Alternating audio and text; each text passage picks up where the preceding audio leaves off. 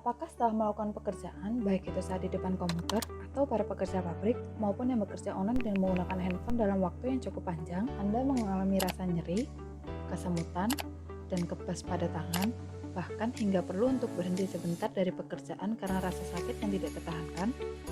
Bisa jadi itu adalah carpal tunnel syndrome. Apa itu? Carpal tunnel adalah lorong karpal yang dikelilingi oleh tulang karpal, di mana sindrom ini terjadi ketika jaringan ligamen karpal transversal yang mengelilingi saraf median mengalami pembengkakan, sehingga mengkompresi saraf median. Kondisi ini diakibatkan dari gerakan yang dilakukan berulang pada tangan yang akhirnya menimbulkan rasa sakit atau nyeri sebelumnya. Gejala yang biasa dirasakan adalah rasa nyeri pada pergelangan tangan, kesemutan, kebas, hingga mati rasa sehingga tangan kehilangan kekuatannya atau proprioception. Selain dari gejala klinis yang ditimbulkan, terdapat tes fisik sederhana yang dapat dilakukan untuk mengetahui CTS, yaitu Palm test dan Tinel test. Palm test adalah posisi di mana bagian atas tangan kiri dan kanan saling menekan satu sama lain, sedangkan Tinel test adalah posisi di mana dua jari pada tangan menekan pergelangan tangan jari lainnya. Apabila terasa sakit, maka menunjukkan adanya kemungkinan terkena carpal tunnel syndrome. Hal ini tentunya membuat tingkat produktivitas akhirnya menurun. Bahkan resiko terparahnya adalah kehilangan fungsi saraf secara permanen. Namun jangan khawatir, karena ada upaya yang dapat dilakukan untuk mencegah carpal tunnel syndrome, yaitu dengan melakukan 7 exercise atau 7 gerakan peregangan. Gerakan pertama adalah wrist extension, yaitu posisi di mana telapak tangan kanan menghadap ke depan dan tangan kiri menarik jari tangan kanan ke arah tubuh secara perlahan selama 15 detik dalam 5 set dan sebaliknya.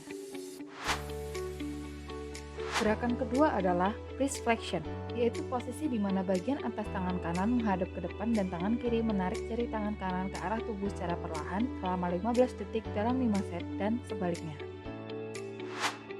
Gerakan ketiga adalah median nerve glide, yaitu posisi di mana telapak tangan kanan menghadap ke arah tubuh dengan posisi meregang, lalu tangan kiri menekan ibu jari ke arah luar.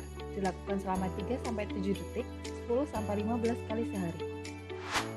Gerakan keempat adalah tendon glides, yaitu posisi meluruskan 4 jari tangan lalu secara perlahan dikepalkan kembali, yang dilakukan selama 3 detik sebanyak 5-10 kali dalam satu set. Lakukan gerakan ini 2-3 kali dalam sehari.